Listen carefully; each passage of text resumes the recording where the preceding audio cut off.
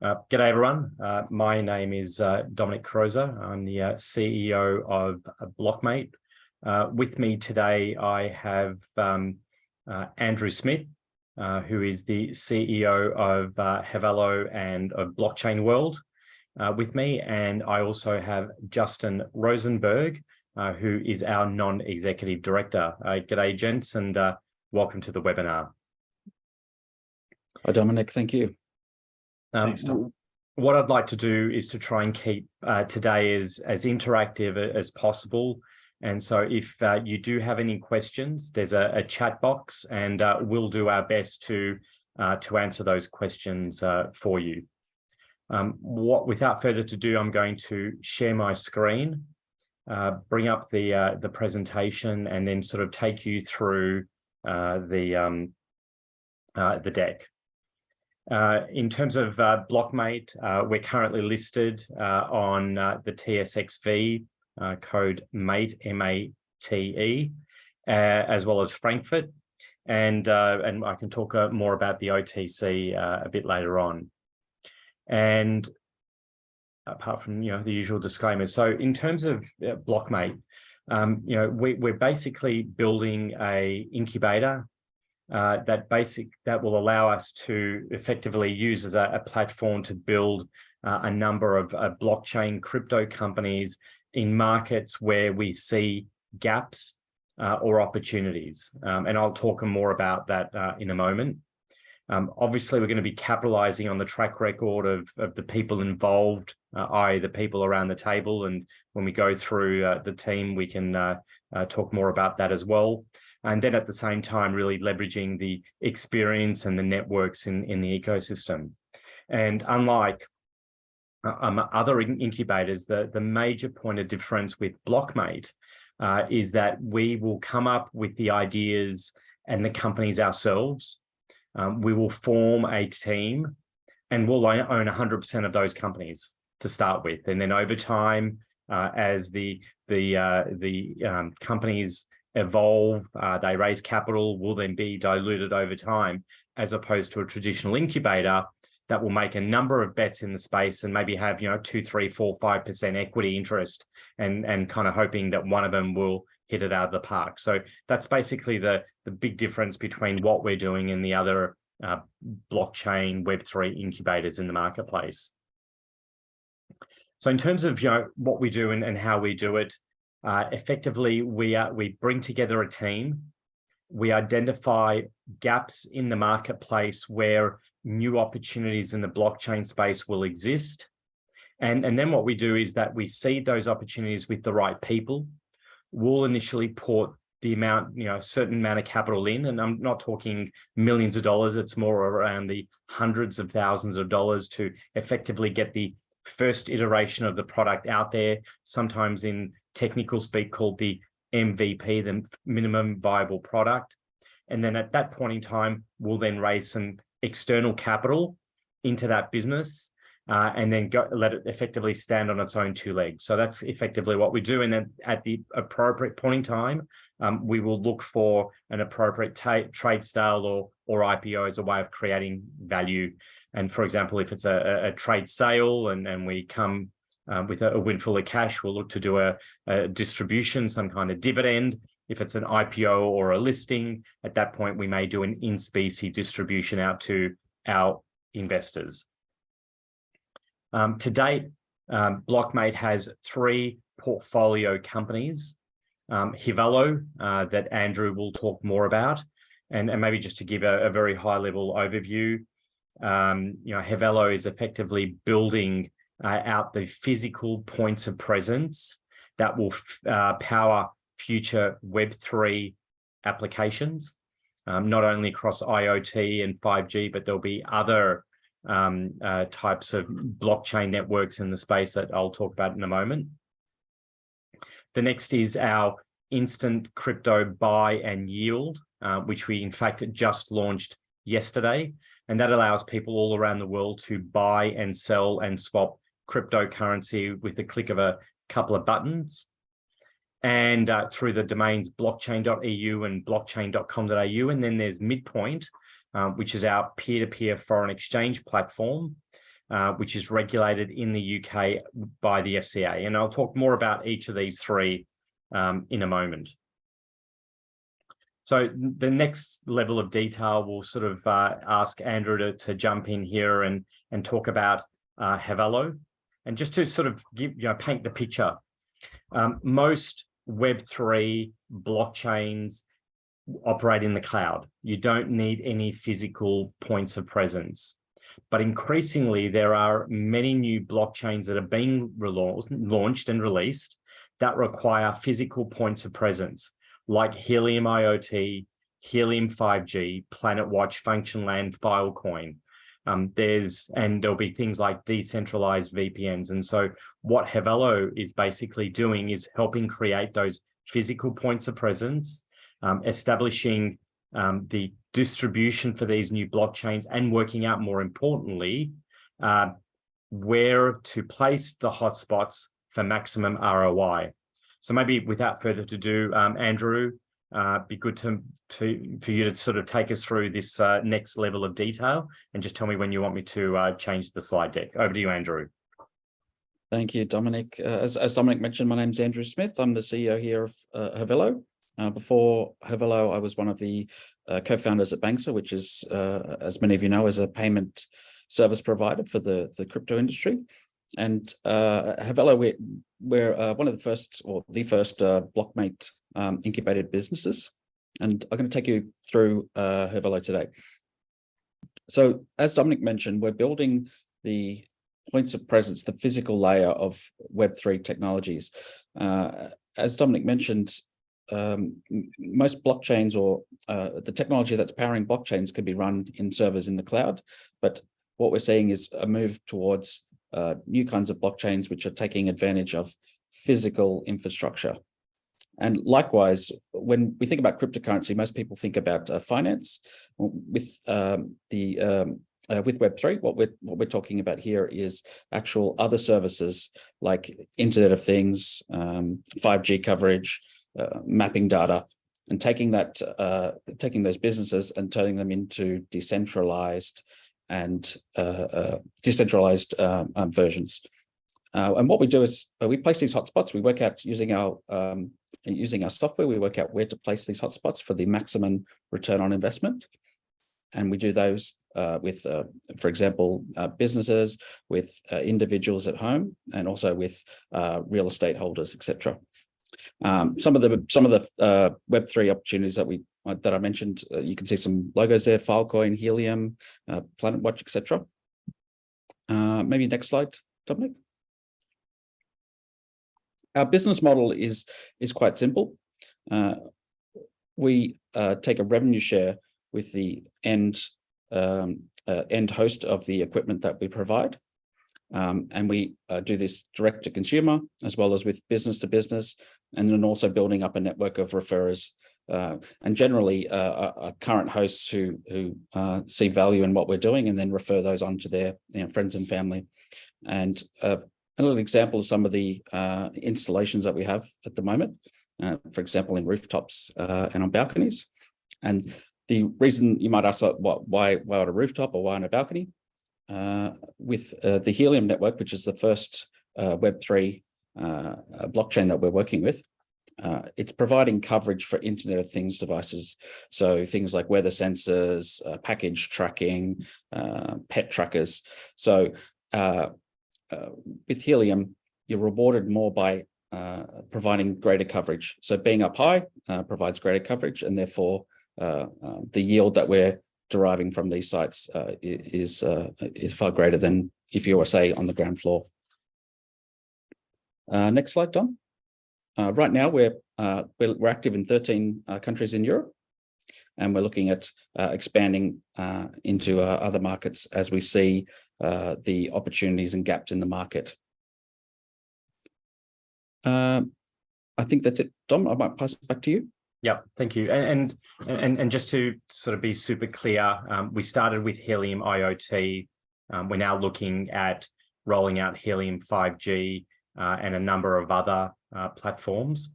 And that's just purely because right now, and our focus in Europe has been there's significant opportunity. The markets are not competitive. I'm going to say that the markets are wide open. John asks, can you please talk about the economics and financials around Havello? Thanks, John, and we'll obviously do the best that we can with regards to answering those particular questions. So the way the Havello, let's call it the MVP, works is that we will provide physical hardware to consumers that or businesses that we've deemed will generate a certain above average yield or ROI, and then we'll place that equipment into their home or their business on the rooftop, and we just purely work on a revenue share basis with that particular customer. And so that's really part of our MVP. As we move forward and scale the business, the best way to really look at Havello will be as a software company, allowing other people that want to roll out these devices at scale, helping them determine where to place the hotspot, and if they own more than one hotspot, managing that. So think of it as kind of software that manages ROI as well as fleet management. So that's really, and the way that we'll operate at Havello is that we just take a percentage of all the transactions going through our platform. The next portfolio company that we have is a company called Midpoint.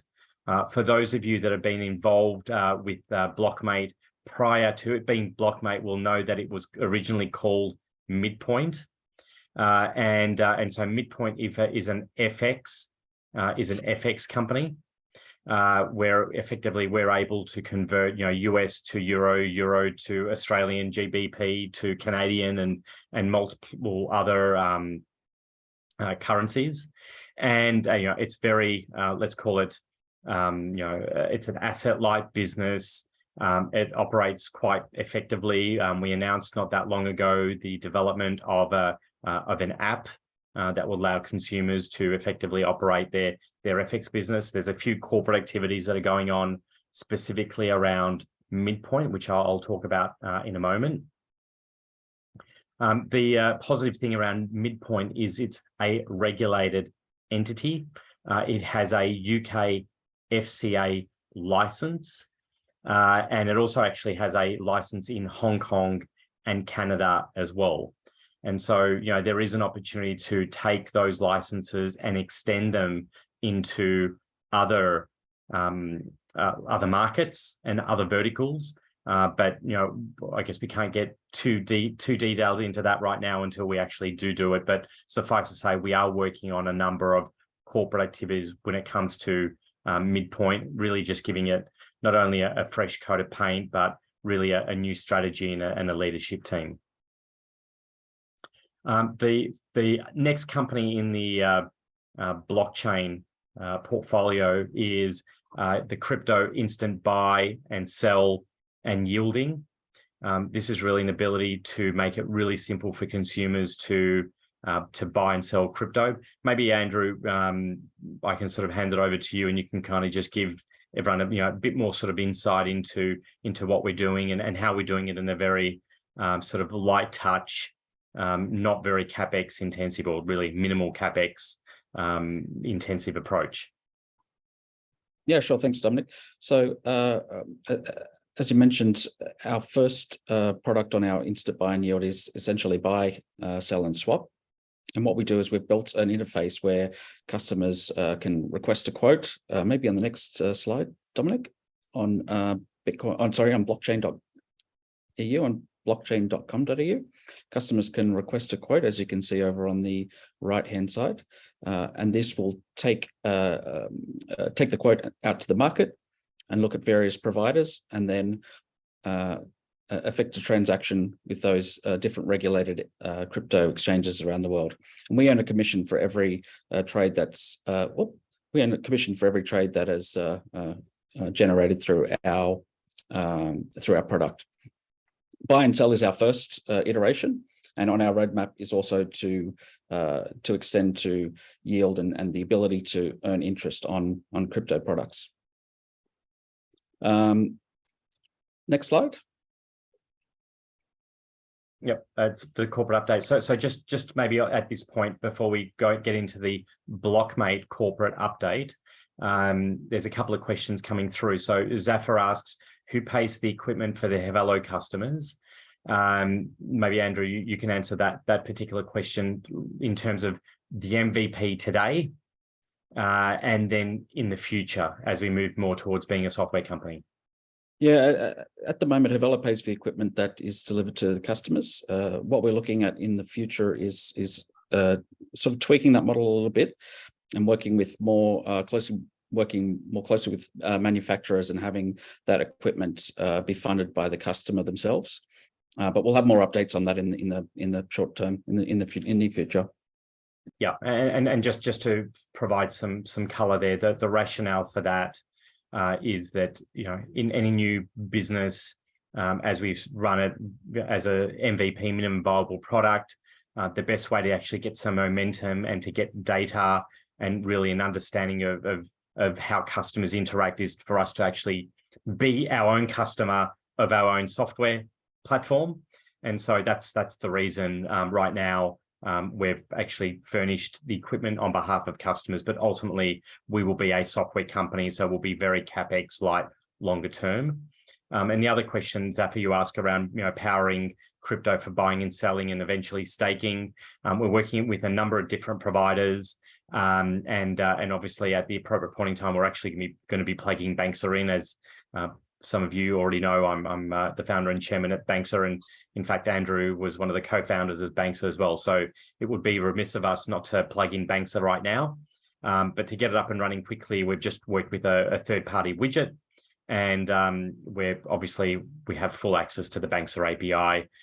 So all I'll say is watch this space, because of course we're going to end up working with Banxa on it. In terms of the corporate update, so in terms of Havello, to date, Havello is actually generating income. It's not, you know, it's not huge. It's not sheep stations as people in Australia would say, but it is generating some modest income. We're currently in the process now of raising up to $1 million through both a convertible note and a token issuance. And Blockmate owns roughly 60% of that particular business.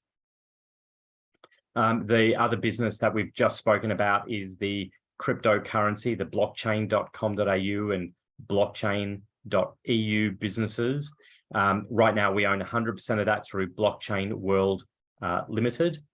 And at this particular point in time, you know, we're not planning on raising any further capital or doing anything new within Blockchain World, purely because we've just launched it. We've still got a long way to go with regards to, you know, adding some other products. And once we've got some momentum and we've got some data, which is typically what you do from a startup perspective, the first 12 months is really all about getting the product out there, you know, getting some customer feedback, iterating the product, and then at that point in time, looking to raise some capital. And then the third company in the portfolio, which was the legacy company that we spoke about, which was Midpoint. We currently own 100% of that. But as I mentioned earlier, we're in the process of some corporate activity. That corporate activity could either be a capital raising or some new investment within Midpoint, or it could also be a merger with a competitor in order to get scale. And so Blaze asked a question, what's the monthly average volume for Forex operations handled by Midpoint? And is the Midpoint division profitable to Mate? So the answer is the business is doing about, let's call it 350,000-400,000 Canadian of revenue. That's net revenue with regards to the business. The actual transaction volume, frankly, is subscale, is still relatively small, which is why we're considering a merger with a competitor to get the company having some scale and profitable. And the Midpoint business to date is not profitable. It only burns a very, very small amount of money. And if volumes were to double, it would basically move into being profitable. But our view is it's maybe not as core to our blockchain crypto strategy as Havello and Blockchain World, which is the reason why we're looking for a merger or an investment through a synergistic group, and that's work in progress, and we'd expect to have a deal done or at least announced to the market by around Christmas time. So in terms of the company, and obviously our share price is moving around a little bit. I know yesterday there was more volume yesterday than what there's been in the last month or so, and as we really start ramping up our investor relations and start getting out there, I think we're going to start seeing some more movement. As of today, there's 63 million shares on issue. There's 20 million performance shares as well. And we're listed both on the TSXv and the Frankfurt Stock Exchange. And as we've previously mentioned, we will be dual listing on the OTC. We've already gone through the process where I'm not going to say we're there. We're almost completed with regards to that OTC process, and then eventually allowing any US investor to buy shares of Blockmate on the OTC. And we'll obviously announce that in due course. I think realistically, given that Christmas is almost around the corner, I'd say maybe by Christmas time, or more likely than not after Christmas. In terms of the team, at this point, I don't need to say anything more about myself. I think those of you on the call actually already know me, and I think I know most people personally already. Constantine's our new CFO. And maybe Justin, this may be a good time for you to sort of speak up. I've known Justin for quite a number of years. He's our non-executive director, really brings a strong financial bent to the company. Maybe Justin, a bit of background on yourself and why you got involved with Blockmate. Thanks, Dom. Yes, been following Dom for many years and followed the Banksa and other crypto and Web3 stories. And so for Dom to get involved with a company today, it's at a market cap of around 2.8 million, and to be able to use that as a platform going forward to leverage off the license and infrastructure and technology of Midpoint in the FX space that already has the credibility with the FCA in the UK, that will then lay the foundation for a fast track for license for crypto, to offer the white glove and instant service that we've just launched yesterday, and to continue to leverage off Dom and his team's expertise to have their ears close to the ground as to what is the next big thing in Web3, and rather than operating like a VC or even like another incubator, to build these companies from scratch, either with the team that we've got or attract founders to build their companies within this platform, is a very, very exciting model, and I'm pleased to be a part of it. Thank you. Thanks, Justin. And then in terms of the board, we have David, Corbin, and George, who have been there for a number of years. And then obviously Andrew Smith, who's the CEO of both Havello and Blockchain World. And as he mentioned, he was one of the co-founders of Banksa. So we're going. It's suffice to say, the company is going through a transition. We only effectively started not even 6 months ago, and we're just going through a journey right now. So that's really let's call it the end of the formal presentation. One of the other questions I've also got is around investor relations, and what I will say is there's been zero IR up until this point. That will change. That has to change. And so we're going to basically be much more active in terms of going out there and talking to investors, communicating the story, and just telling people about Blockmate and what we're doing in the space. And in terms of some of the key catalysts over the next 6 months, obviously I've spoken about Midpoint and some kind of corporate activity there. whether it's a merger with a competitor or raising capital specifically within Midpoint. Secondly, I've already mentioned Havello. Some money's already been raised. We've already raised a couple of 100,000 Canadian within the Havello business, and we'll obviously continue that. And you may ask, well, why is that the case? Why are we raising it within each of the, let's call it each of the portfolios? By doing it this way, we're able to reduce the dilution for Blockmate. And interestingly, the valuation that we can get for a private entity is materially higher than the valuation we can get for our public entity currently. And that's just the nature of the markets right now. Private companies are still worth more than public companies. I know it doesn't make sense for those of you that have got experience in public companies. It actually is the case. And if I take, whether it's Havello or even Midpoint at this point, each of those assets just on their own, either our stake or the whole asset, is worth materially more than the current market cap of all of Blockmate. But that's just something that we need to solve as part of going out there and communicating the story. So without further ado, we've been going for almost half an hour. I'd like to thank everyone for their questions. I'd like to thank both Andrew and Justin for participating and assisting on this call. We're obviously going to make this a much more regular occurrence, and very much like to thank the team and our patient shareholders. Thank you and have a great day. Cheers, everyone. Thank you, Dom.